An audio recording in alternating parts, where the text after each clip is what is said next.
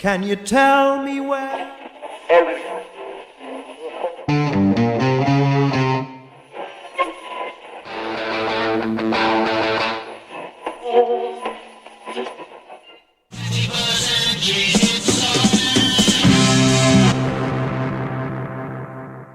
Fala pessoal, estamos aqui em mais um vídeo do nosso canal e hoje um vídeo muito especial. Antes de eu falar do que se trata, do que vai se tratar o vídeo de hoje, que vocês já devem saber pelo título do vídeo, eu peço para que vocês adotem o procedimento padrão de sempre, deixar o like, ativar sininho para as notificações.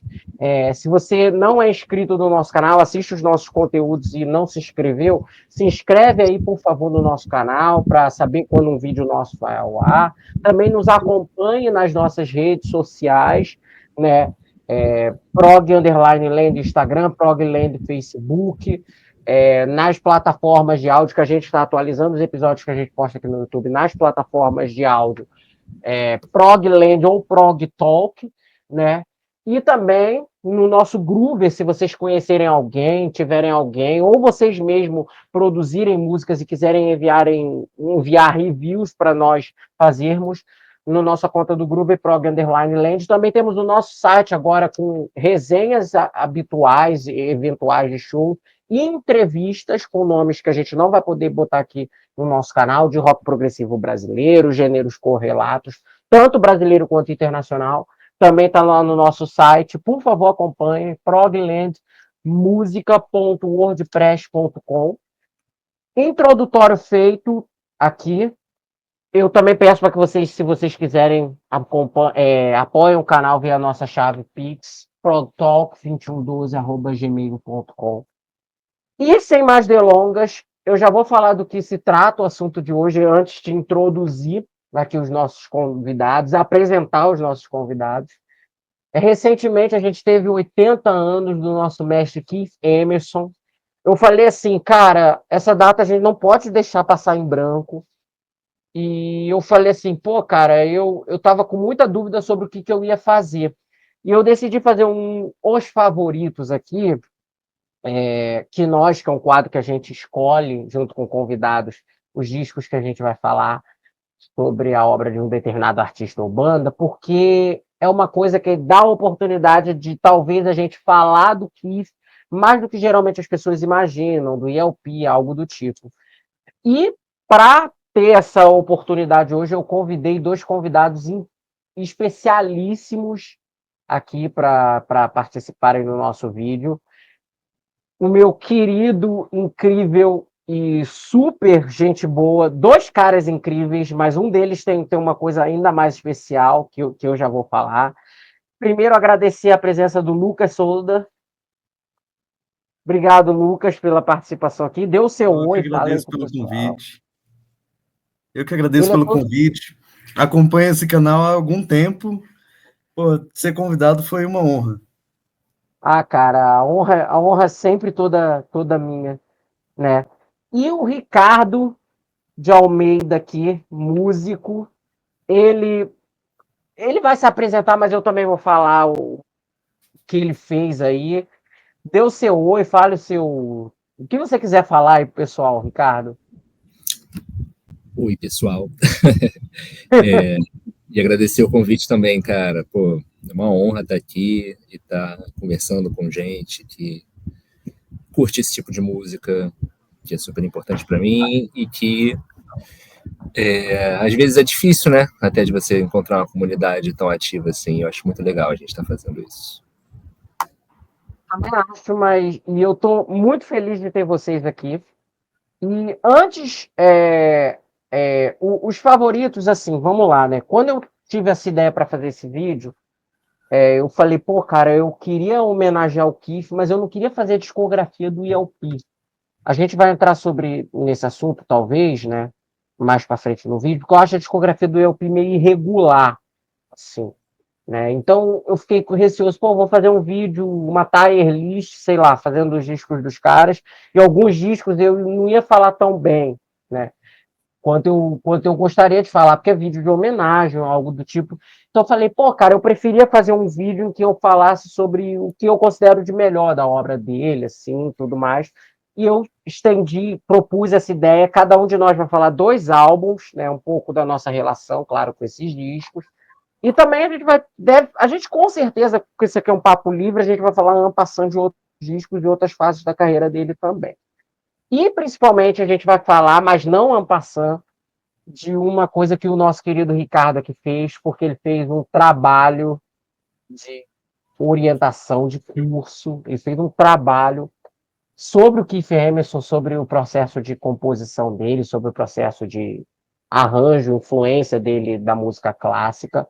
E antes de eu começar, da gente começar já em rodadas a falar dos nossos discos favoritos dele, da carreira dele, aqui a gente incluiu tudo, né? A gente incluiu coisas de várias épocas, várias fases da carreira dele também.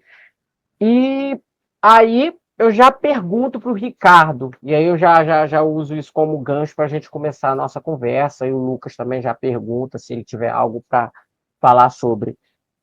De onde surgiu a ideia de você fazer um TCC, fazer um trabalho dedicado a analisar o processo de composição, de performance também do Keith Emerson? Cara, eu brincava sempre quando eu ia fazendo apresentações, assim, colóquios lá da UFRJ, que foi onde eu fiz o mestrado, que eu falava que, assim, as pessoas às vezes perguntavam, há quanto tempo você está fazendo esse trabalho, né? Principalmente antes quando o mestrado estava rolando, né? Aí eu falava, olha, vamos supor, a gente está em 2024, eu devo estar pesquisando isso mais ou menos desde 2011, porque o meu trabalho de pesquisa, ele começou com uma questão assim, de eu ouvindo Emerson Lake and Palmer, principalmente, quando eu era adolescente, e aí eu ouvia no YouTube, e aí eu via as pessoas comentando no YouTube, assim, falando, poxa, essa música aqui do Emerson Lake and Palmer tem um pedaço dessa peça aqui de Bach. Aí eu ia lá ouvir o Bach, depois eu falava, tem mesmo, dá para você identificar. Só que ele não usou a música inteira do Bach, ele pegou só um pedaço. Aí eu ouvi uma outra música da Emerson Lake and Palmer e as pessoas comentavam assim, essa aqui tem um pedaço de uma peça do Bela Bartok, né? Aí eu falava, pô, legal, eu via do Bela Bartok e pensava a mesma coisa, eu falava, pô, mas é só certos pedaços, ele não usa a música inteira. E aí, desde essa época, eu ficava com essa pulga atrás da orelha, assim, pensando, cara, ele tem essa inspiração forte de música clássica, ao mesmo tempo não é qualquer música clássica, às vezes ele não está pegando, por exemplo, um Mozart, ele não está pegando um Beethoven, e ao mesmo tempo ele não adapta necessariamente as peças inteiras, assim, de cabo a rabo. Você vai ver muitas vezes, e o que é mais legal, que eu fui percebendo com o tempo, era que ele não se limitava também ao que estava escrito na peça original. Ele tinha essas liberdades de mudar, de inserir um pedaço novo, de colocar um improviso ali no meio. E aí, desde essa época, eu já estava com essa questão, e eu tenho umas manias, assim, às vezes eu ia fazendo listas e tal, tentando identificar as coisas. Mas só quando eu entrei na faculdade de música, né, e aí eu conheci o meu orientador lá, o Fábio Adur, e ele super abraçou, assim, essa ideia, ele falou, cara, vamos transformar isso numa pesquisa mais formalizada e tal. E aí, passou graduação, passou mestrado, foi tudo em cima disso, assim, meus trabalhos de conclusão e etc. Agora, para vocês, né, agora se tratando disso, e o próprio Ricardo já começou a apresentar, eu queria te perguntar mais profundamente, quais foram as partes mais, digamos assim, complicadas? Qual foi o processo mais cuidadoso assim, que você teve nesse trabalho? Porque eu até depois, eu não li ele ainda, né? Gostaria até de ler. Depois, por favor, você me mande, que eu passo também para o Lucas. E qual foi o principal cuidado que você mais teve quando você procurou fazer esse trabalho? Foi de ouvir bem os discos. Claro, isso você com certeza deve ter já feito, mas qual foi o principal cuidado que você teve ao analisar esse processo de adaptação do Kiss? Você quis fazer as coisas de uma maneira detalhada, mas ressaltando que pontos, que coisas que você geralmente... Eu acredito que você deva até ter lido outras referências, livros, né, e outros, digamos assim, estudos dele. E o que você procurou ressaltar nesse trabalho como ponto-chave dessa adaptação, desse processo todo de adaptação que o Keith geralmente fazia nas obras dele? Uhum. Cara, assim, sem a gente necessariamente ir para um lado super técnico, resumidamente, você perguntou sobre essa coisa do cuidado, mais atenção, e é uma boa pergunta, porque no começo o projeto era megalomaníaco, assim. Eu falei com o meu orientador, assim, eu identifiquei, ouvindo a discografia toda do Emerson Lake Palmer, especificamente, para ter algum recorte, né? Eu identifiquei umas, se não me engano, 12 músicas que estavam na discografia deles, que tinham algum elemento assim extraído diretamente de uma peça de música clássica. Aí eu falei, beleza, meu mestrado vai ser em cima dessas 12 músicas. Só que aí as coisas... Eu falei, vamos fazer a coisa detalhada. Aí a gente, sei lá, passou... Isso antes do meu mestrado, quando eu estava na graduação, a gente passou, sei lá, quase um ano estudando uma composição só. Aí depois, uns 6 meses estudando outra, né? E acabou que no final do meu mestrado eu tenho 3 músicas que eu analiso super profundamente, assim, sabe? Dessas 12. Então, a principal coisa que a gente estava procurando era, por um lado, como eu falei, eu falo sempre ele, né? Eu estou me referindo ao Keith Emerson, porque ele era o principal compositor ali da banda, né? Sim, mas claro que tinha contribuições significativas dos outros também.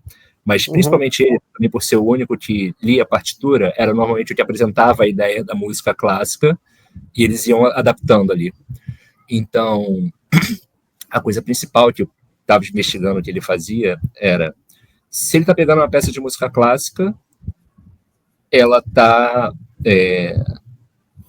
composta de um jeito principalmente baseado nesse mundo da música escrita, que permite você fazer coisas muito doidas, né? Você fazer coisas, às vezes, que você não teria... Você tira essa dificuldade da pessoa ter que memorizar, da pessoa ter que tocar de ouvido, da pessoa estar presa, assim, numa fórmula mais conhecida.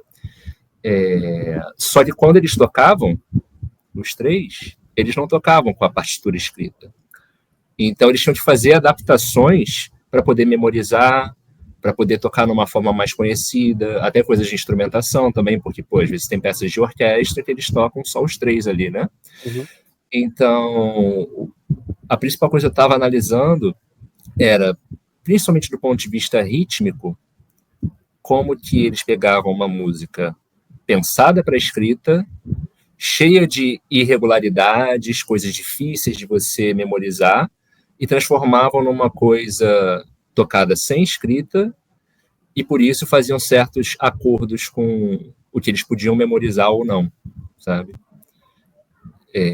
Isso sem ser técnico, assim, sendo mais técnico, entra em coisas de ritmo sobre, por exemplo, forma musical, fraseologia, ritmo de frase e coisas assim. Preciso que você falou sobre diferenciação, né, da performance deles como trio, porque de adaptação da música clássica. Pergunta, eu, obviamente, como reiterando, eu não tive acesso ainda ao TCC, quero ler, agora depois que você falou, agora eu já estou louco para ler. Quais foram as 3 músicas? Então, foram, na ordem que eu coloco no trabalho, né? A primeira foi Knife Edge, que ela tem da Sinfonieta, do Leo Janáček, que é um compositor tcheco ali do final do século XIX, começo do século XX. Eu coloquei a The Barbarian, que também é do primeiro álbum, né, que nem a Knife Edge, e ela é em cima do Allegro Bárbaro, do Béla Bartók, que tem uma origem meio parecida ali com o Janáček, né, que ele é da Hungria, daquele lado do leste da Europa, também ele do século XIX e XX, que não é uma coisa, vamos dizer, muito por acaso nas adaptações do Emerson Lake and Palmer, assim, eles parecem ter uma preferência por esse tipo de compositor. E também uma do Pictures at an Exhibition, é o segundo movimento, é The Gnome, que vem da suíte do Modest Mussorgsky, que é um compositor russo também, né, do leste da Europa, do século XIX, e a suíte tem o mesmo nome, né, quadros, dependendo da tradução, é em uma exibição ou na exibição, né? Aí são essas 3 peças, né, Knife Edge, The Barbarian e o segundo movimento da Pictures. Você falou que tem 12 na obra inteira. Qual que você... E você teve que... Pelo que você estava vendo, você estava fazendo umas caras assim, eu falei, cara, e deve ter sofrido muito para cortar as outras 9, assim. Mas teve uma que você queria muito ter colocado no final do trabalho e você do colocou, assim...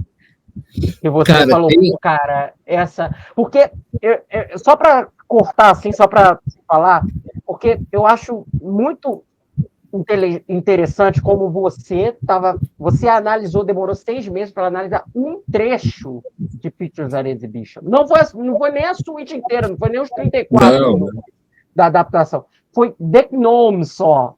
Eu assim, cara, você tem que ter um trabalho muito imersivo nisso, né? E teve isso em alguma música que você falou, caraca, cara, eu queria ter analisado também tanto essa, mas ficou de fora? Cara, tem 2 casos. Um que eu consegui analisar fora da dissertação, numa conferência que eu fui, foi tipo foi bem curioso, falar na Inglaterra e tal, e era uma conferência de gente voltada para estudar prog, assim, foi bem maneiro, assim, conheci o Rick Wakeman esse dia, foi muito bom. Caraca! Quando isso? Agora você vai falar. Agora você vai falar. Não, então. Quer que eu fale dessa história? História boa. Não, pode falar. A conferência era em Oxford, né? E aí ela era voltada assim, a um grupo internacional de pessoas que pesquisam prog. E aí eles tinham feito 2 atividades sociais assim mais legais. Uma que eles passaram um documentário sobre King Crimson, e aí o diretor estava lá, assim, respondendo perguntas para a galera e tal, blá blá blá. E um dia que tinha, cara, isso foi muito doido, porque era tipo uma capelinha assim em Oxford, sabe? E aí tava o Rick Wakeman lá. E aí, tipo, eles falaram, é surpresa, o Rick Wakeman tá aqui. E aí tinha um piano, ele foi lá e tocou, sabe? Aí tocou uma coisa, eu acho, do Henrique VIII, sabe? Umas paradas assim ao vivo. Aí, e depois dá pra trocar uma ideia, chegava assim, aí tipo, tava um cara chinês comigo, ele falou assim, caraca, vocês vieram até aqui, sabe? Aí, mas ele falando que super gosta do Brasil, assim, e tal, foi bem legal a experiência lá.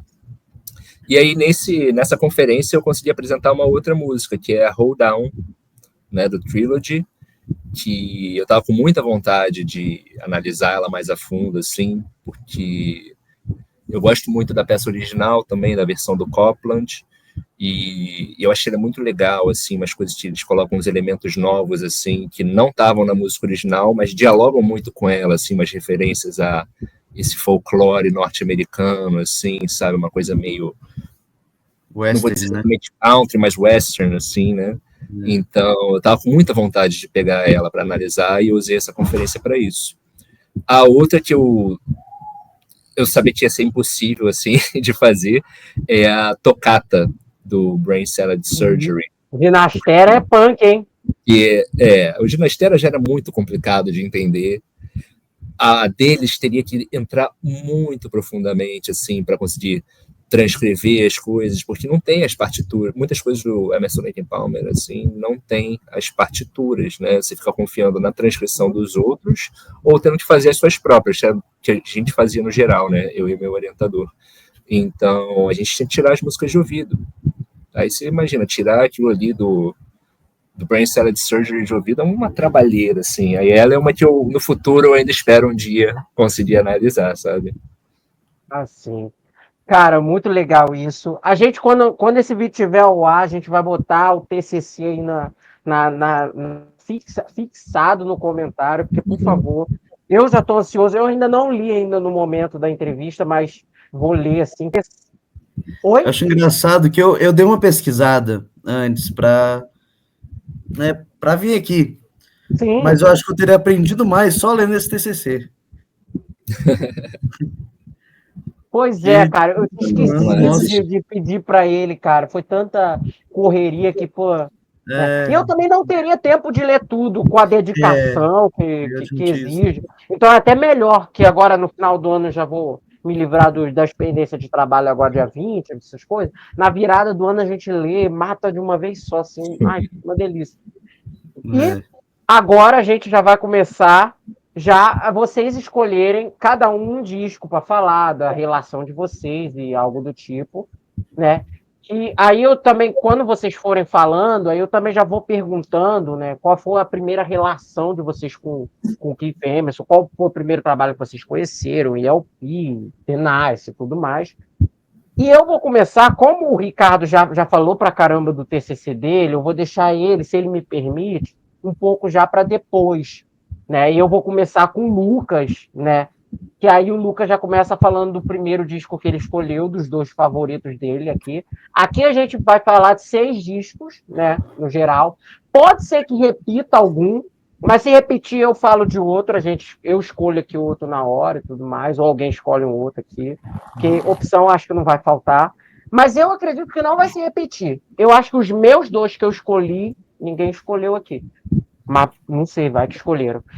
Enfim, sem mais delongas, Lucas, pode falar. Primeiro, conte da sua relação com o Keith Emerson, de onde você conheceu ele primeiro, ELP, The Nice, e o porquê da sua primeira escolha.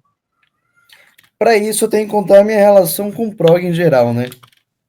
Pode falar. É porque uma das caras do prog é o próprio Keith Emerson. Mas começou com meu pai, né? Ele louco com Yes. Aí eu escutava Yes, não gostava. Eu tinha uma resistência com a voz do John Anderson. E aí, eventualmente, quebrei isso, graças ao Pink Floyd, na verdade, que deu uma esticada assim, e Rush também, principalmente pela voz. E eventualmente, né, você vai pesquisando mais, aprofundando, e eu caí em Emerson Lake and Palmer. E aí, o primeiro disco, claro, já tinha escutado Knife Edge, já tinha escutado C'est la Vie, nessas mais clássicas deles. Mas aqui, o álbum mesmo que me pegou foi Trilogy. Porque Trilogy, eu acho que ele consegue dar essa característica épica, né? Que eu acho que vem muito do erudito. Ele dá essa característica épica, ele brinca com essa, igual o Ricardo falou, aqui na ordem das músicas, né? Ele começa com aquele... Eu gosto como ele começa o álbum bem caótico. E eu até queria que o Ricardo complementasse e explicasse por quê, porque eu tô dando uma visão leiga. Mas o álbum, Endless Enigma, né, parte 1, ele já começa construindo uma tensão.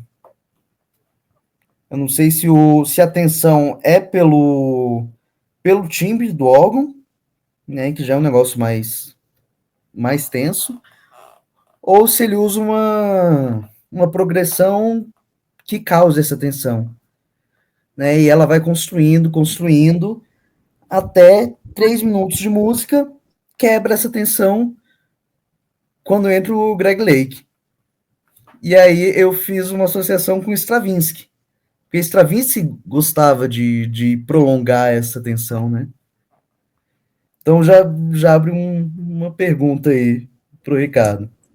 Eu acho que tem super a ver, cara. Que é uma das principais, como eu fiz essa coisa das peças que eu estudei, assim, tinha um compositor ali do final do romantismo, do começo do movimento moderno, da Hungria, né, que era o Bartók, por exemplo, e você falou do Stravinsky, que é um cara super moderno também, digo moderno ali do modernismo mesmo, né, do começo do século XX e tal, Isso é uma coisa curiosa, porque assim, muitas vezes você vê nas próprias composições assim, do Emerson Lake and Palmer, por exemplo, ou até de coisas anteriores também, com o Keith Emerson, quando ele está compondo, ele não está. As composições autorais ali não são simplesmente só rock, né? Assim, não diminuindo o rock, mas eu digo assim, a linguagem que ele está falando não se retém a linguagem que estava ali no rock no momento. Uhum. Ela é uma linguagem de uma música que era extremamente experimental, que ela ousava muito assim com timbres diferentes, como você falou, organizações diferentes assim das notas, se não fossem, por exemplo, dentro de uma harmonia tradicional ou de uma escala mais tradicional. Então você vê a Les Enigma começa com aquele negócio, tem aquele sintetizador mais agudo, né? Mas aí vem aquele piano que você ouve aquele som que é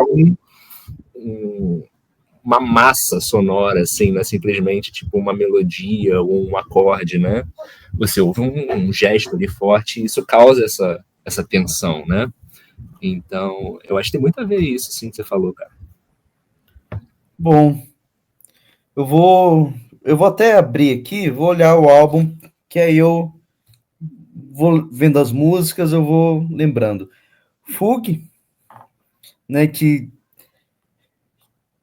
ela vai mais tranquila para dar um prelúdio para a segunda parte, né? Eu interpreto assim.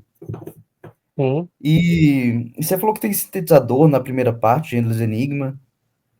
Eu não notei. Não, eu digo logo bem na introdução mesmo, as primeiras notas. Vai ser ali. Ah, sim. Esse sintetizador que eu tô falando, bem na introduçãozinha mesmo. Uhum.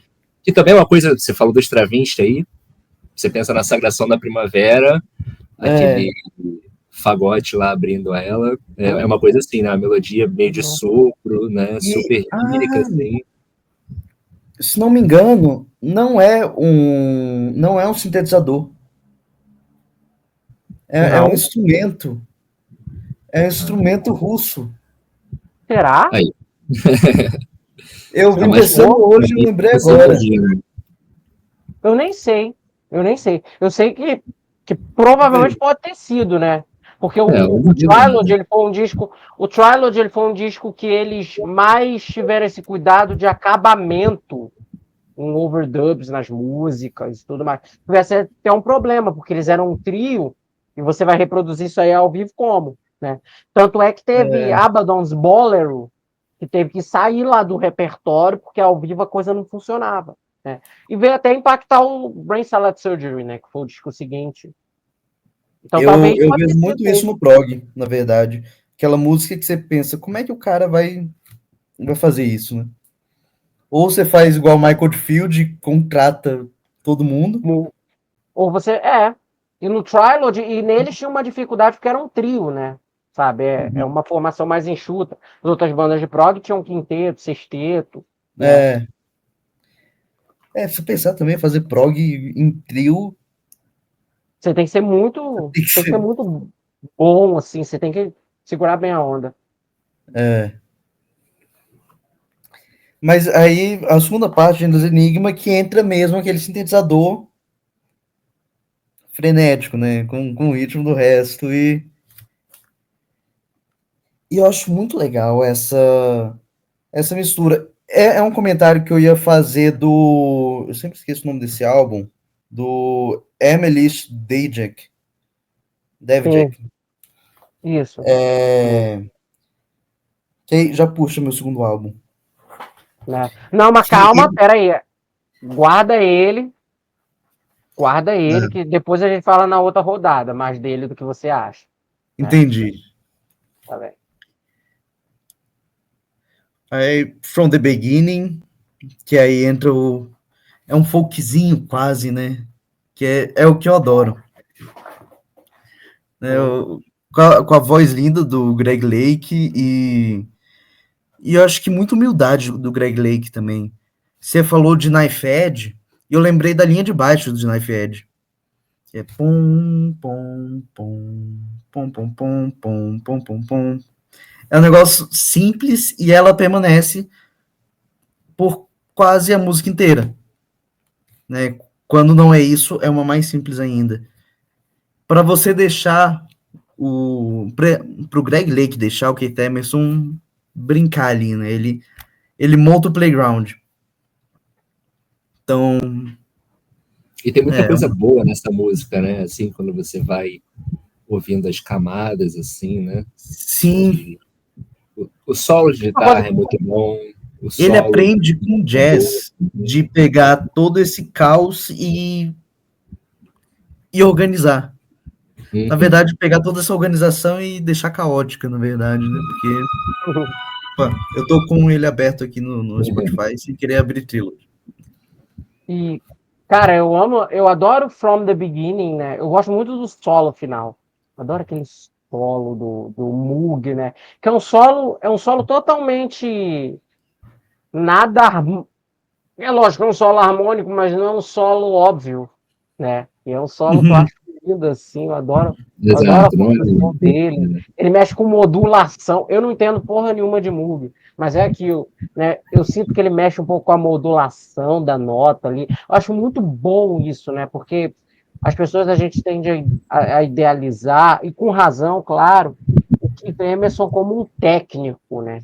Aquele cara que toca muito rápido nos órgãos e tudo mais, mas também tem aquele lado criativo, tem um lado artesanal dentro do Moog, né? Porque ele era um dos raros músicos que botavam o Moog inteiro ali, ele não botava um mini Moog, né? Era um Moog inteiro e ele usava todas as capacidades daquele instrumento para arrancar os timbres diferentes, até mesmo numa mesma nota que ele estava tocando.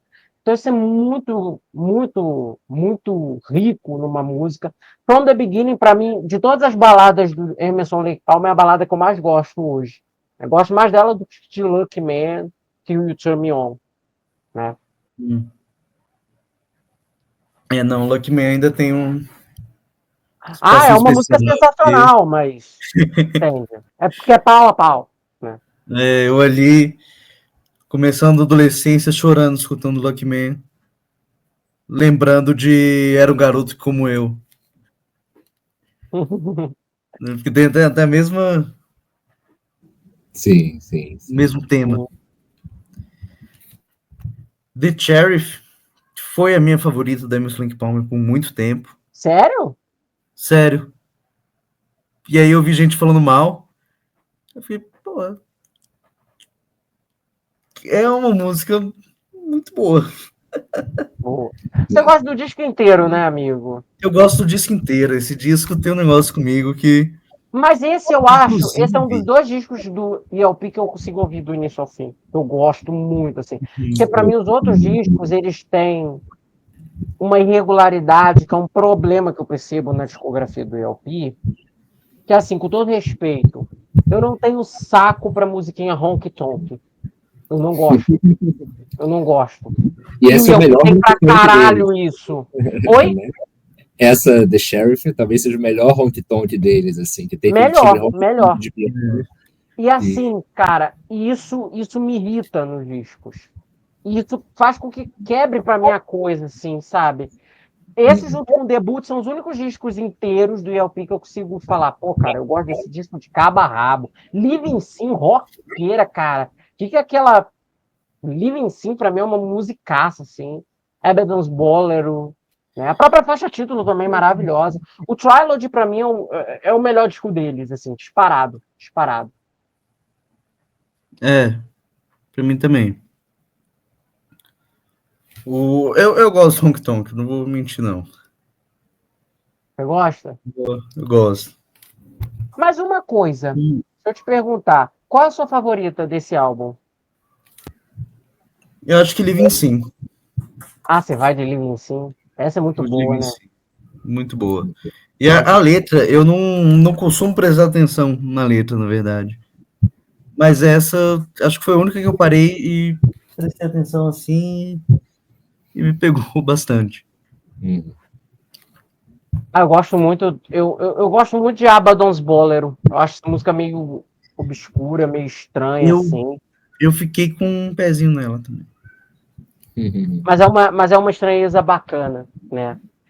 Agora, diga o seu, Ricardo, que o meu... Deixa eu só fazer uma pergunta para o Ricardo antes, aí ele pode responder a pergunta e já puxar o Hold Down, né? Foi uma das que você fez. Verdade, hold down. Eu tava deixando ela pro final, inclusive. Ah, não, pode falar. Não, justamente para puxar pro Ricardo. Mas diga aí, você vai comentar alguma coisa dela? Que você ia falar. Não, eu quero ouvir você falar porque você fez um TCC sobre ela, então. Ele falou, é dela, né? Eu nunca prestei atenção nela, nunca foi minha favorita. Ah, sério? Tava ali, ela tava Nossa, ali. eu adoro esse instrumental. Eu acho que é a minha instrumental favorita deles, né? Amo ela. Pode falar. Cara,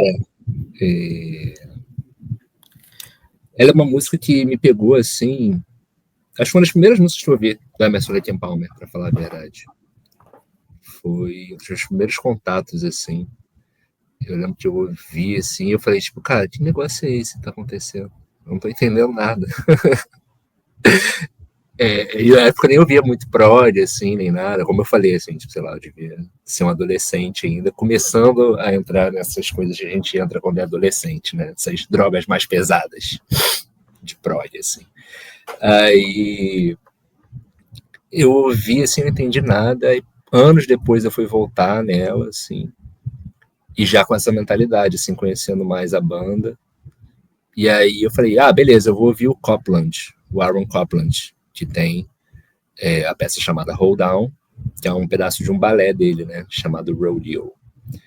E aí eu ouvi, tipo, caraca, agora eu entendi. Só que o que me pegou nela justamente foi quando eu fui ouvindo mais e mais, e eu fui falando, cara, mas isso aqui não tá lá no Copland, essa melodia aqui que ele tá tocando não tá lá, né? Mas ela encaixa tão bem que eu falei, pô, será que ele compôs isso? E depois, conversando com as pessoas, eu fui descobrindo que não, que na real era tipo, isso é uma melodia, assim, que era popular na região ali do Apalache, né, dos Estados Unidos, que tem uma coisa meio bem tradicional, assim, com música, né, tudo que a gente vê, essas coisas, assim, às vezes muitas vezes de música com banjo, mas sem ser bluegrass, assim, né, e tem muitas coisas de melodia daí. Então, o Keith Emerson fez meio que essa relação entre o Copland está compondo essa coisa meio do oeste americano, então eu vou botar uma melodia do oeste americano que eu conheço aqui nessa música. E tem uma parada, vocês têm a Hold Down, assim, na cabeça de vocês lembram bem dela? Eu queria mostrar uma parada no YouTube que foi um negócio que me pegou, assim, eu posso compartilhar. Mas, deixa eu só abrir um parênteses pequeno. Eu pesquisei aqui, o instrumento que ele toca em Endless Enigma, parte 1, é Zurna. Beleza. Eu não conhecia nem o instrumento. Nem sabia. Eu também não. Pra mim era um sintetizador, né? Na dúvida, é um sintetizador. Porque isso aí, eu apostei nisso. Inclusive, e qual foi a parada? Diga. Não, era sobre Hold Down mesmo, que é a minha performance favorita dela, uma das que eu mais gosto. A que eu mais gosto é em Montreux 97, que já é de uma fase mais avançada deles, assim, mas que é a minha favorita. Sim. Assim. Eles ainda estavam tocando. Aí uma parada que me pegou nela, é outra história, outra anedota, é que na época eu estava estudando a música, né? Aí eu estava ouvindo muito, assim, no Spotify. Isso foi durante a pandemia, assim, sei lá, em 2021. E eu ficava em casa, estava fazendo esteira, correndo, e eu ficava ouvindo a música. E aí, eventualmente, o Spotify vai te sugerindo outras coisas, né? Aí ele começou a tocar uma outra parada que eu fiquei bolado, né? Só pra gente lembrar aqui, eu vou botar um pedacinho da Hold Down. Peraí, 2 minutos e 20. Eu não tô ouvindo, mas depois eu ouvo. É aqui? Sim.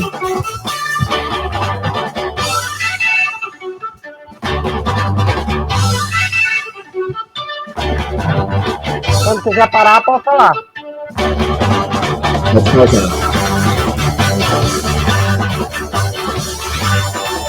Quando você quiser parar, pode falar. Pode pausar. Ok. E aí, cara, esse negócio soa muito como peça do Copland, né? Mas não tá lá em lugar nenhum. Aí eu falei, pô, isso não é possível, assim, como é que o cara compôs um negócio tão próximo do Copland e sem ser do Copland, assim. Aí se você puder abrir esse outro link aí, Kelvin, que eu vou mandar aqui no chat, esse você pode tocar desde o começo. Uhum. E aí eu tava lá remoendo essa questão na minha cabeça, assim, pensando, tipo, cara, ele compôs isso, ele pegou de outra música. Peraí, E aí, compartilhar. um belo dia eu tô lá ouvindo músicas assim no Spotify, ele me sugerindo coisas aleatoriamente, né? E aí eu ouço muita coisa assim de jazz também.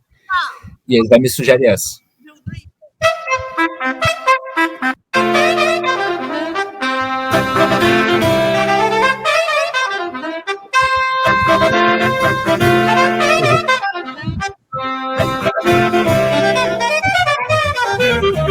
Aí pode parar aí. Acho que a gente não vai poder tocar ela toda por causa de problema de direito, mas. Não, beleza, pode pausar, acho já. E aí, pô, cara, ele me sugeriu aleatoriamente isso. Era um disco que eu na época não conhecia, do Oliver Nelson, mas aí depois eu descobri que era super famoso. Tem, tipo, Bill Evans tocando nele, assim, tem Paul Chambers também, várias pessoas famosíssimas, assim, do jazz. Aí eu ouvi, tá bom, agora eu saquei de onde ele tirou. Exatamente isso. Isso é universal, né? Hold Down também, né? Isso me traz muito da antropofagia, né? Do Oswald de Andrade. Exato. Ele tem um pensamento muito assim, de sair catando tudo e... Pois é. Isso, todas as influências são aceitas aqui, né? Todas as versões, né? Exato. É maravilhoso. Agora, já perguntando, Ricardo, qual seria o seu primeiro disco? Que você já fala sobre ele, sua relação. Cara, eu acho que o primeiro que me pega, assim, legal e que eu gosto muito de ouvir, assim, de cabo a rabo, é o Tarcos, né? Eu não sei o quão popular ele é nesse sentido, assim, de a pessoa gostar de ouvir de cabo a rabo, mas eu tenho a mesma questão que você, Kelvin, de achar que muitas vezes os álbuns do Emerson Lake and Palmer são muito irregulares, né, de você simplesmente não saber o que esperar. O que vai acontecer na próxima música? Eu não sei. Né, vai ser um honky-tonk, vai ser uma música de 30 minutos, assim, com vários solos e vários movimentos. Você não sabe, ou uma balada folk, né? Aí, às vezes é difícil de você conseguir curtir todas essas vibes num álbum só, né, do começo ao fim, botando ali para tocar nos seus 40 e poucos minutos, 50, né? Mas o Tarcos, eu acho que ele, para mim, ele funciona super bem, assim, né? A começar pela Tarcos, assim, que é a música que abre ele, né?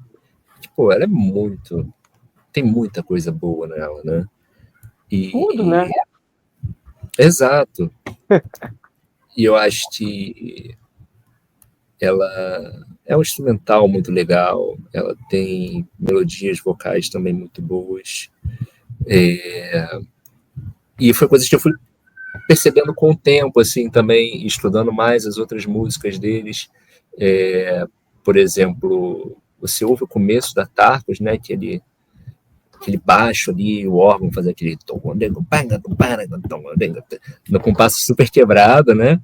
E quando eu ouvi a primeira vez, eu falei assim, poxa, isso é estranho, mas é muito bom, né? Hoje em dia eu ouço e falo assim, caramba, cara, isso é impensável. É uma coisa tão esquisita, mas que é tão legal, assim. E para mim, ela tá muito mais próxima de uma coisa, por exemplo, o Alberto Rinastera, né? Compositor, assim, modernista e tal, do que se você fosse pegar, às vezes, o que estava rolando, sei lá, com o The Who, na década de 70 na Inglaterra, ali do lado deles, sabe? Para mim, em termos assim, de tipo de som ali e de música que tá rolando, tá mais próximo dele. Mas, ao mesmo tempo, no meio do caminho, né? Ainda tem os elementos de rock and roll nessa composição, né?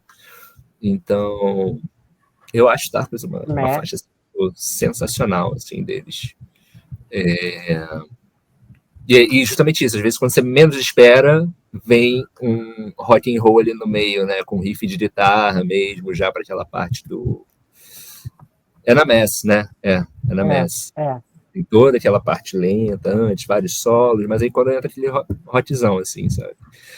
E aí eu acho, o que me pega, assim, na Tarkus, no álbum, né, na verdade, é que eu gosto muito das outras músicas também, sabe? E eu acho que elas funcionam bem, assim, sozinhas. Assim como no Trilogy, né? Elas funcionam muito bem sozinhas, sabe?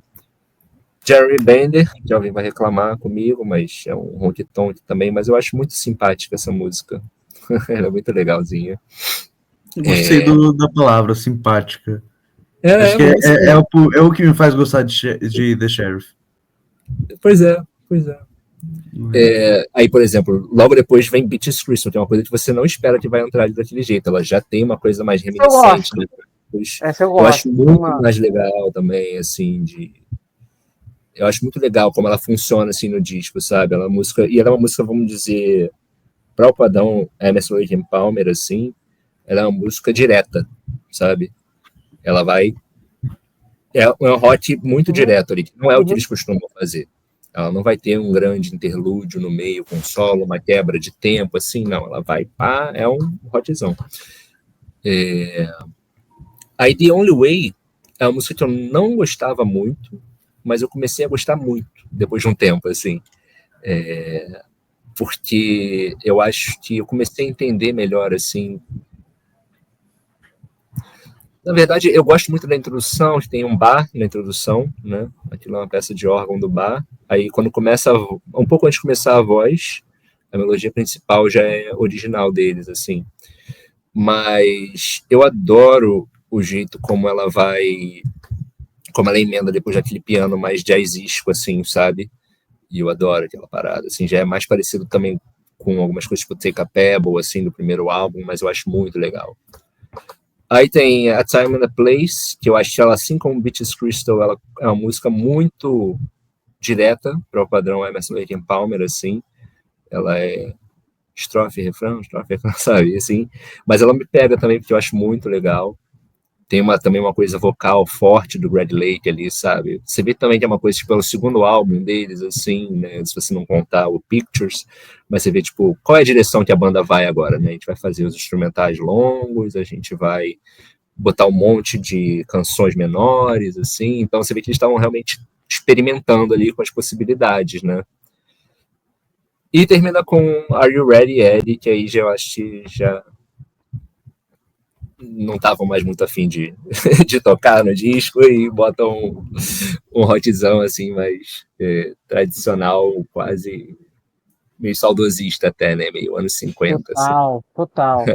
E, cara, eu acho, pra mim, olha como é que a opinião é uma coisa doida, né? Você acha esse disco marcante a ponto de estar entre os seus favoritos. Pra mim, ele é o epítome do problema da discografia do LP, porque pra mim, a única coisa que me marca nesse álbum, do início ao fim, é a faixa título. O lado B, eu acho inteiramente... Claro, tem Beaches Crystal, tem a Time and a Place, como música bacana, tudo mais, mas eu acho as músicas do lado B muito inferiores à faixa título, muito inferiores. Isso é um problema que eu percebo nos discos deles, de tipo, temos 3 músicas aqui que são a nona maravilha do mundo, que no caso aqui é Tarkus, e o resto do repertório eu sinto meio filler, sabe? Jeremy Bender, pra mim essa música é filler, essa Are You Ready, Ed, né? A própria instrumental, Infinite Space, né? Eu sei que tem uma coisa técnica nela, eu sinto um pouco isso. Eu acho The Only Way Healing, eu gosto dessa música, mas também não me emociona tanto. Para mim, as melhores músicas desse lado B, mas ainda assim muito inferiores a Tarkus, porque Tarkus é uma música perfeita, é uma das melhores músicas da história do rock progressivo, né? É Beaches Crystal e A Time and a Place, né? Eu não gosto, e para mim eu acho que o lado B do Tarkus ele ilustra muito bem esse problema, assim. Mas é um disco que te marcou, entende? Então tem essa distinção. E é por isso que eu também convidei, porque eu falei, pô, cara, eles vão botar discos do LP, eu tenho certeza disso. Eu não vou. Como o meu primeiro aqui que eu vou citar. Deixa eu só falar esse mesmo problema que você vê nos álbuns do assim, dentro dos álbuns, no micro do Emerson Lake and Palmer, no macro você vê na discografia. Love Beat, por exemplo, que eu acho que tem muita relação com a gravadora. Eles tinham um compromisso com a gravadora, né? Total. Você não pode deixar espaço faltando ali no vinil, que é prejuízo. Então eles tinham que colocar alguma coisa, né? Não desmerecendo as músicas que eles colocaram, porque é, E é exatamente essa impressão que eu tenho, de que algumas dessas músicas assim, Benny the Bouncer, no Brain Salad Surgery, cara, ó, a gente tá com um espacinho aqui no vinil, faz uma jam aí no estúdio, grava isso aí e bota, sabe? E no Mas Love reza a Beat, lenda que Lucky Man um dia foi essa música também, né? a Lucky história de Man foi Lucky Man é trilha, muito né? boa, né? Eu é acho que porque, mas Lucky Man já era uma foi música mais gravada em antiga, um né? take, né? Não, o É, Lake tinha a música pronta ali e estavam precisando do espaço, tipo, tá bom, entendi. é total. É, e eu vou falar que eu gosto disso, eu gosto desse Desse quase uma lado, né? improvisação, né? O que ele trouxe do jazz, de vamos fazer e o que der, deu. Sim, Maravilhoso. sim, total. E o que mais me pega nos shows do ELP é esse. É porque, para mim, eles pegam as melhores dos discos e tocam no show. Então, o show, para mim, é perfeito. O Welcome Back, My Friends, o de 74, para mim, ilustra muito bem isso. E todos os ao vivo deles, todos.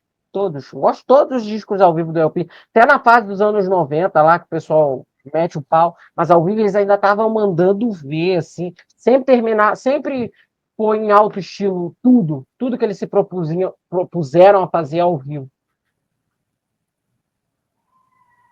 Né? Sim. E o meu disco agora, né? Eu vou falar bem rapidinho dele, aí vocês depois já vão para a próxima rodada e vocês falam os segundos de vocês. O meu primeiro álbum aqui que eu vou citar é o Five Bridge, o último disco, o derradeiro álbum, derradeiro, entre aspas, de, de, de, de trabalho mesmo da época, porque o Eled não conta, o Eled é um disco meio póstumo, entre aspas, que gravador, ó, a gente tem mais uma coisa aí de contrato, precisa de ter coisa de vocês. Aí lançaram o Eled. Mas o Five Bridges foi o último disco gravado pelo The Nice como um disco próprio, né? O álbum ele consiste, tem uma peça central, tal qual Tarcos, e grande parte dos discos do ELP tem isso, né? Que é uma música, que é a faixa título Five Bridges, que foi inspirada na cidade de Newcastle upon Tyne, na Inglaterra. A música, na época, a cidade ela era separada por 5 pontes principais. Hoje tem 7, né? E a composição que o Keith fez, né, que tem elementos, claro, clássicos, e é uma música que eu achei durante muito tempo que era uma adaptação, e não é, né? É uma música dele, com o Lee Jackson lá, fez uma letra ou outra e tudo mais, mas é dele, né? Pelo menos até onde eu sei, ele não creditou nenhum compositor clássico, assim. Eu acredito que se tivesse essa inspiração, ele creditaria, como ele creditou no lado 2 inteiro, porque o disco ele é majoritariamente gravado ao vivo, com exceção de One of Those People, que era uma música inédita que a gravadora falou, ó, precisamos vocês aí no estúdio, coisa inédita para um disco ao vivo. Aí botaram, e eu adoro essa suíte maravilhosa, a banda com a orquestra ali. Eu sou chato com esse negócio de orquestra e banda de rock. Eu acho que geralmente tende a ficar uma coisa muito overblown, assim, dependendo do contexto. Mas aqui funciona tão lindamente que eu gosto muito dos sopros, gosto muito da orquestra, que foi conduzida pelo Joseph Egler, salvo erro da minha parte. E as transições também, tem os motivos musicais da suíte. Ele tinha 20 e poucos anos na época, mas o cara tinha a cabeça de um compositor clássico de 50, 60. Eu fico bobo com isso, né? E o lado 2 tem as versões ao vivo de músicas anteriores já do The Nice, Carellia Suite, composição do Gian Sibelius, que ele arranjou de forma divina também com Joseph Egler aqui.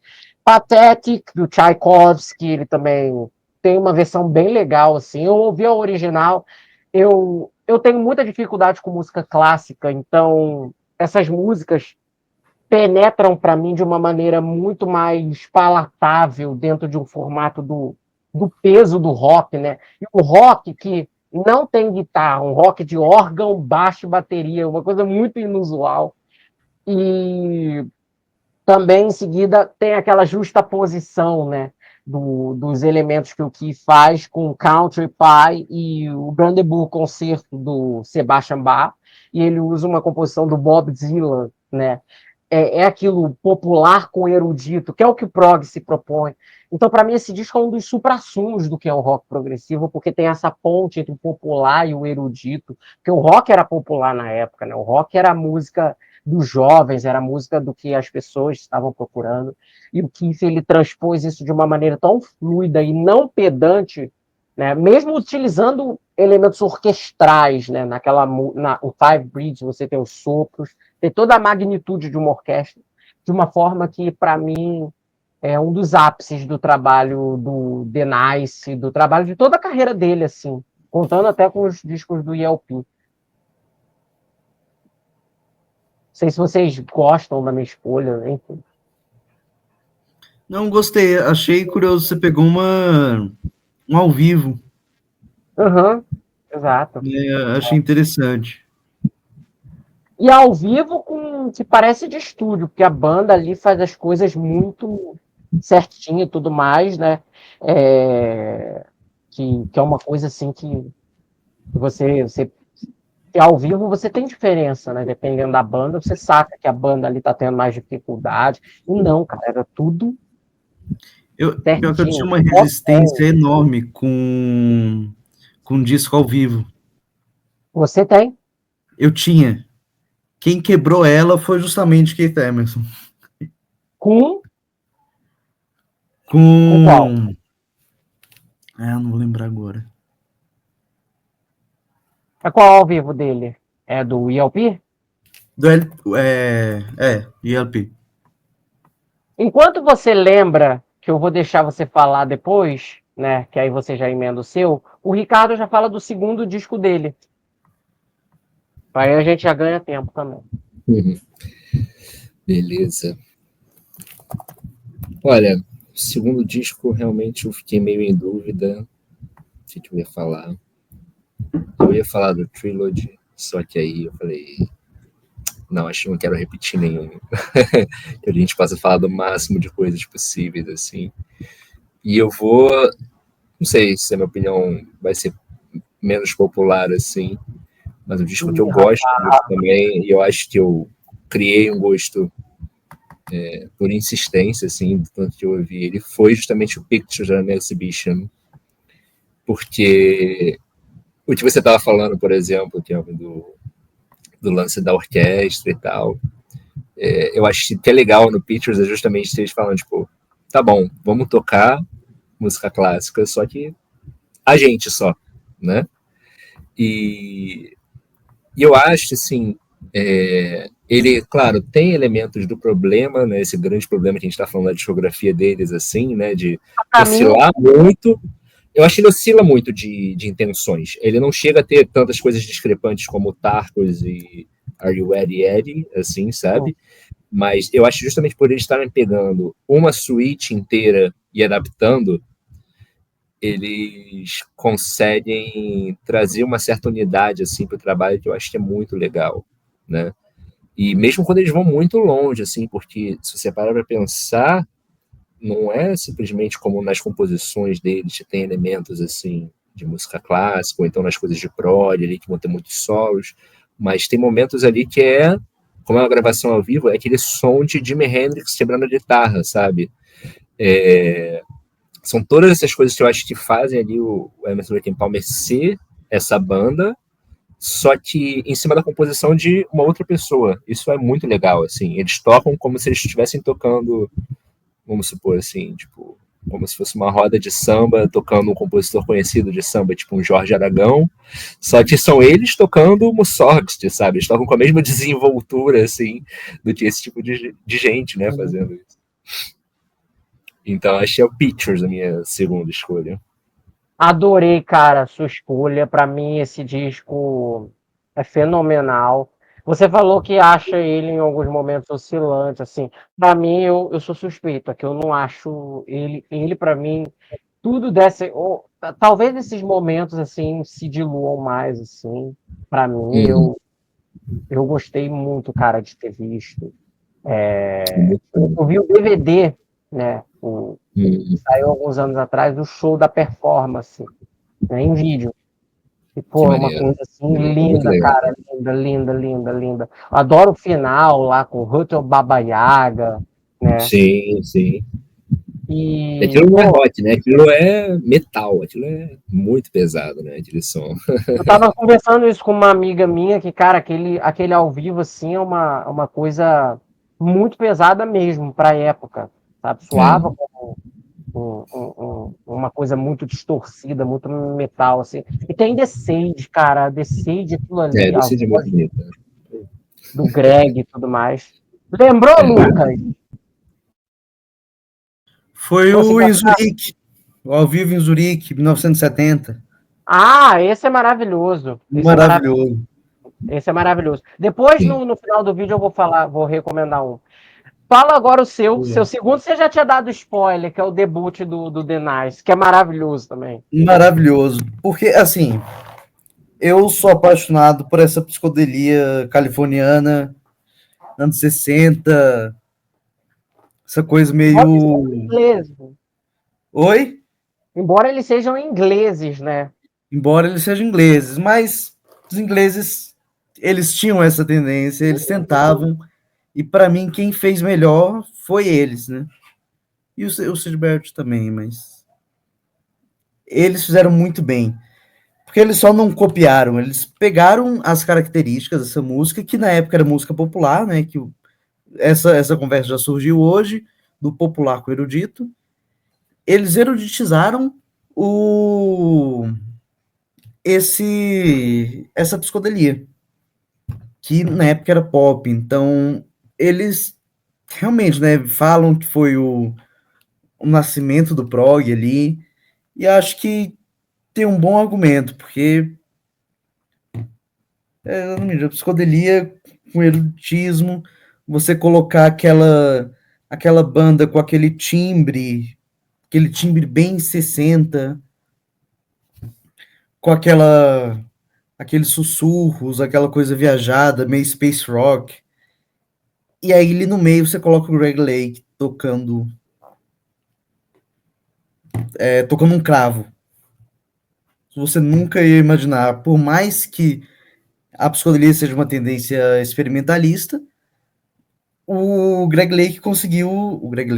Keith Emerson conseguiu jogar lá na frente. Então, para mim é um álbum realmente mudou assim a música. E é um dos primeiros discos, entre aspas, que eu considero progressivos, né? Porque o disco ele é de 68, muito antes É, do gênero ser considerado algo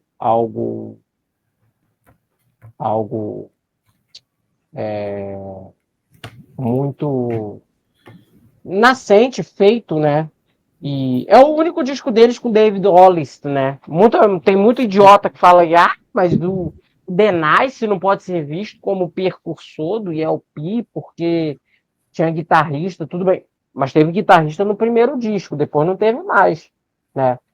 É a mesma coisa que você dizer que o Supertramp não tinha saxofonista, né? No primeiro disco de 70 da Florzinha eles não tinham, mas a partir do segundo tiveram. Né? E depois da saída deles, eles também não contrataram nenhum guitarrista para substituir, porque o Keith falou, ó, posso fazer as partes deles no órgão e tudo mais, né? E eu adoro esse álbum, cara. Esse disco é um disco de músicas bem coesas, assim, né? De mais psicodélicas da época. E tem Rondo lá, que já é uma viagem total, né? Mas eu gosto muito desse álbum. Gosto muito desse álbum. Durante muitos anos foi o disco do The Nice que eu menos gostava. Não que seja ruim, claro. Acho que é maravilhoso. Mas é aquilo, né? E, e, e hoje em dia é um dos discos da carreira do Keith que eu mais curto, assim. Baita escolha, baita escolha. E eu também gostei da versão que não tá no disco, mas é da época de America, do Bernstein, que ele faz a adaptação e ele toca ela ao vivo nos medleys lá de Fanfare for the Common Man, né? Enfim, em É um uma show música bem usada em cover, né? E eu gosto que cada cover é completamente diferente de outro dessa música. É maravilhoso. Sim. E vocês já falaram os dois de vocês, eu vou falar o meu segundo, que aí eu já entro na parte final do disco. É do vídeo, e esse disco é um álbum que muita gente mete o pau, muita gente odeia, é um disco meio esquecido, Love mas eu Beach. amo esse álbum. Eu amo esse álbum, gente, desculpa.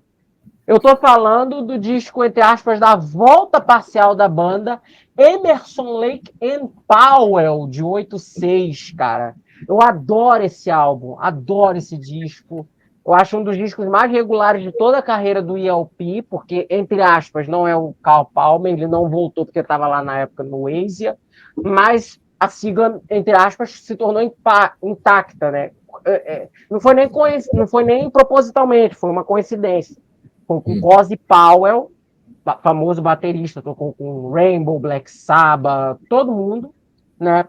Ele tocou no disco na substituição do Carl Palmer. E eu acho esse repertório muito bom, muito bom. Um dos melhores repertórios do ELP, junto com os dois primeiros discos que eu citei, tudo mais, seguido de perto pelo Brain Salad Surgery, que é um disco bem bacana.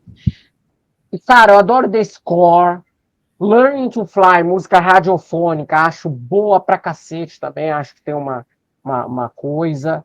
The Miracle, eu acho muito legal. Touch and Go, eu adoro essa música, adoro essa música. Fiquei muito feliz deles terem trazido ela de volta para o repertório quando o ELP voltou às atividades nos anos 90. Adoro ela, para mim é uma música. Adoro o riff de synth lá dela, que é uma versão de uma música tradicional, né, do folk, o Ralph Vaughan Williams, né, que o Keith Emerson adaptou. Love Blind, música ok. Step Aside, interessante, eu acho essa música interessante. Lay Down Your Guns, eu adoro essa música, uma coisa bem radiofônicazinha também, mas tem um lado radiofônico bem legal. E a adaptação de Mother Bringer of War, do Gustav Holst, encerra o disco muito bem. Eu adoro esse álbum. Eu sei que tem gente que fala mal. Eu acredito que muita gente fala mal sem nem ter ouvido esse disco, né? Mas é aquilo, eu acho bem legal esse álbum. Eu acho um disco que envelheceu muito bem dentro da discografia. Eu acho que tem dinamismo, tem força, tem menos momentos para mim de escape, assim, de caralho, tiro essa música assim. Eu consigo ouvir ele todo e eu acho uma pena que essa formação não tenha durado, né? Porque esse disco eu acho bem bacana. Para mim é um dos melhores discos, entre aspas, da franquia e LP, considerando tudo. Não sei se vocês já ouviram, se vocês curtem. Eu vou admitir que não escutei ele. Não por resistência, Não, ouça. mas Tudo bem. por... não me chamou ainda. Assim. Já Mas ouviu, Ricardo? Eu já vou ouvi muito escutar hoje pouco, né? ainda. Eu, Ele hoje. obviamente, tive que ouvir por causa do host, né? Principalmente. Gostou da adaptação? Achou ruim? Não é que eu achei ruim, é que eu não sinto nela a mesma coisa que me atraiu nessas que eu coloquei na dissertação, assim, sabe?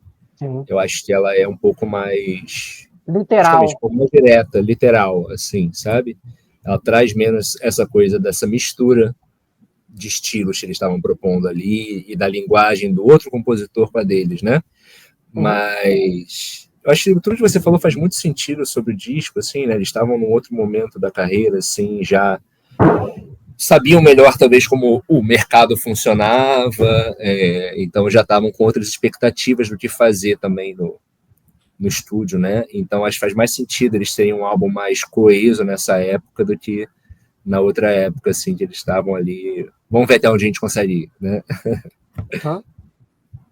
E Então, esse álbum eu quis escolher esses dois porque eu queria sair só do ELP clássico, né? Mas futuramente a gente vai falar de ELP em outras ocasiões aqui do canal, né?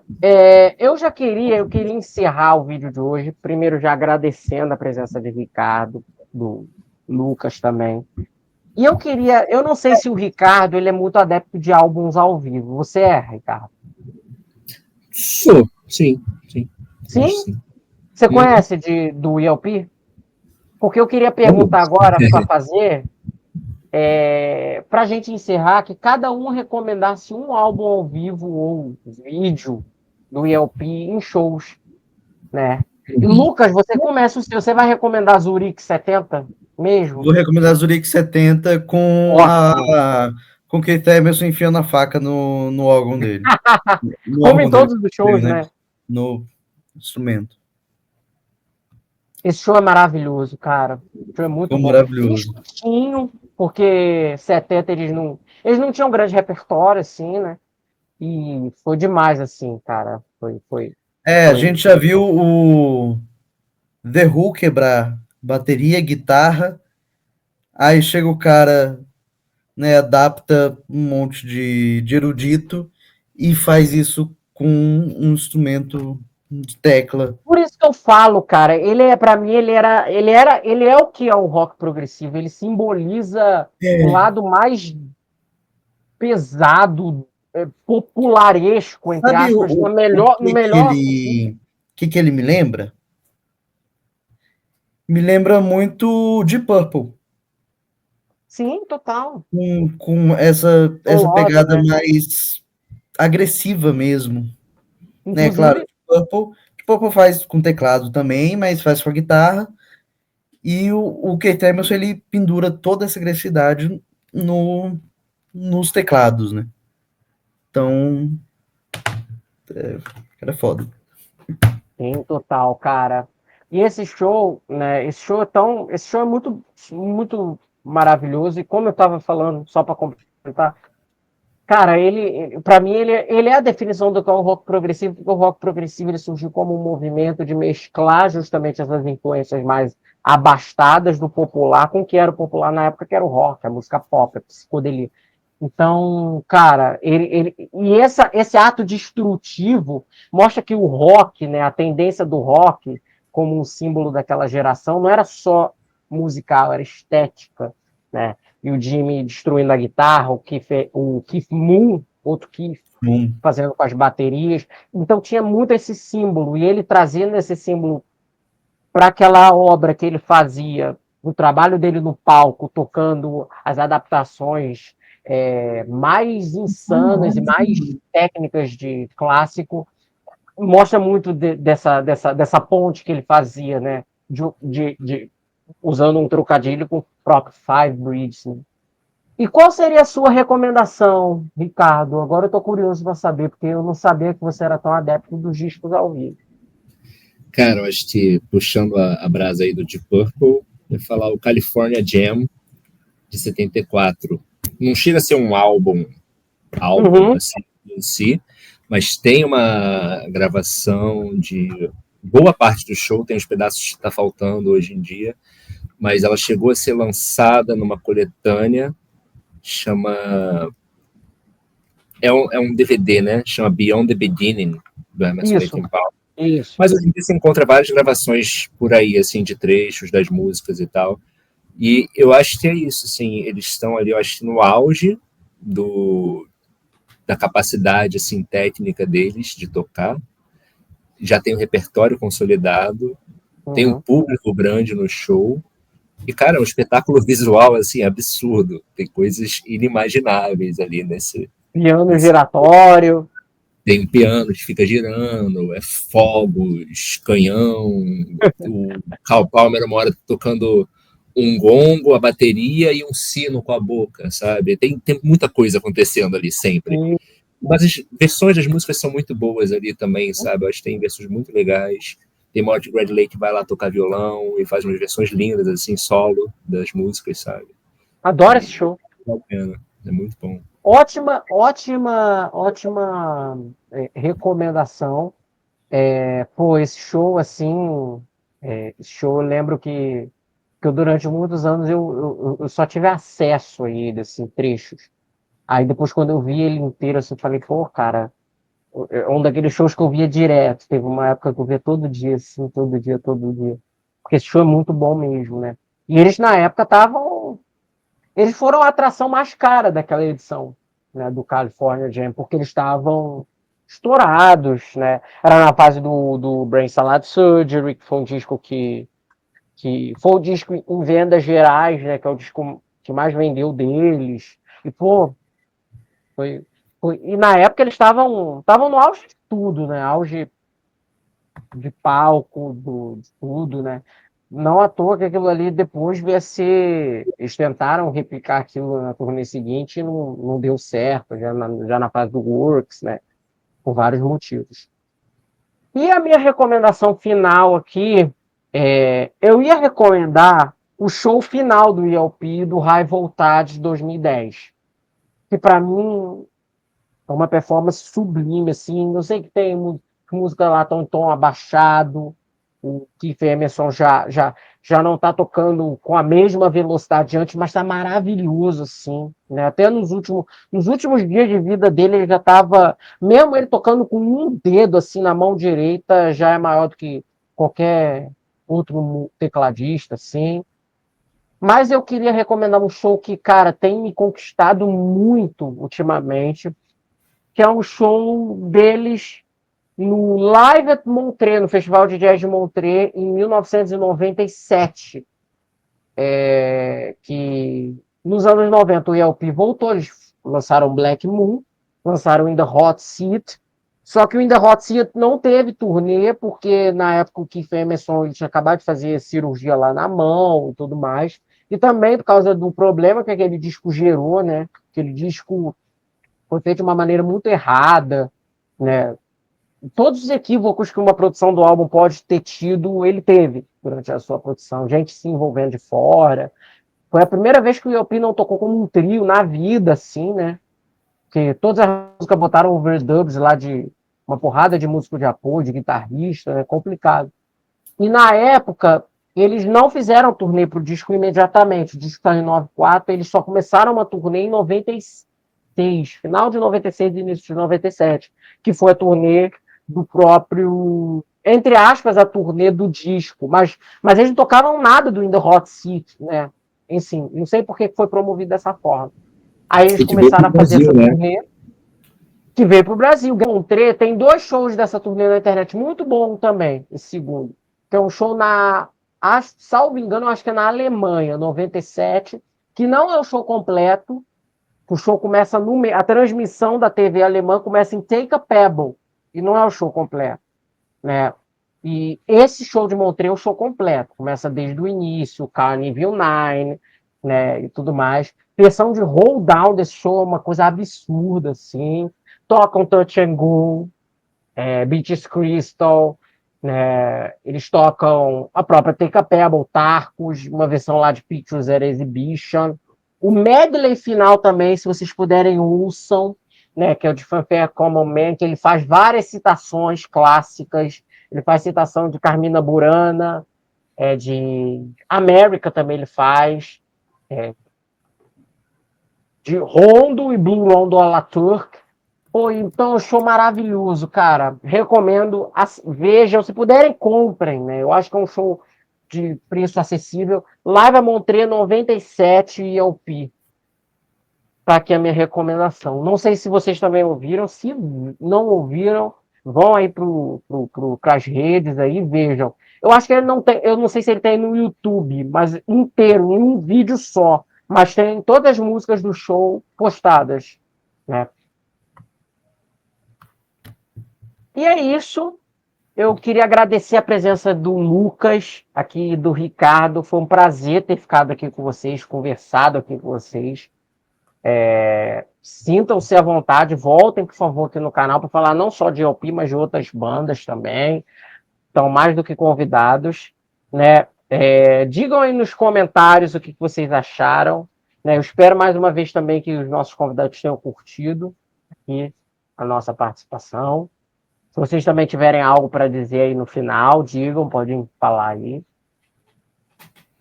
Eu quero agradecer o convite de novo. E espero muito que tenha outros, porque eu vou falar que eu vou sair daqui com vontade de conversar mais. Por mim, principalmente, né, com a carreira do Keith Emerson, que é uma coisa que a gente não falou de Works, por exemplo. Não, Sabe? vamos falar, por exemplo, vamos falar. Que esse vídeo aqui é só mais uma coisa geral, zona, assim, né? Sim, A gente não falou do mas Brain Salad Surgery. Futuramente faremos, vamos fazer, com certeza, né? Acho que cabe. então, assunto tem, Assunto tem, Infinito, né? infinito. infinito. Exatamente. Quero agradecer também ao Ricardo, né? Pô, Você- a gente consegue trocar também, assim, né? Vai sempre aprendendo alguma coisa nova ali sobre. Eu, A gente já conhece alguma coisa, né? não, Muito obrigado. fiquei perdido aqui, mas muito bom de escutar falar. De verdade, eu vou rever esse vídeo só pelos dois. Se você Obrigado. também quiser o contato do Ricardo, depois eu te passo, aí vocês conversam, sei lá, né? Sim, sim. Perfeito. Vai ser uma honra. E depois, Ricardo, por favor, assim que eu terminar esse vídeo, me manda lá o TCC, que eu já vou ir lendo um pouquinho já e eu já passo pro Lucas. Beleza. Show. Valeu, pessoal. Muito obrigado. Até o próximo vídeo do nosso canal. Muito obrigado a todo mundo que assistiu. Tchau, tchau. Valeu.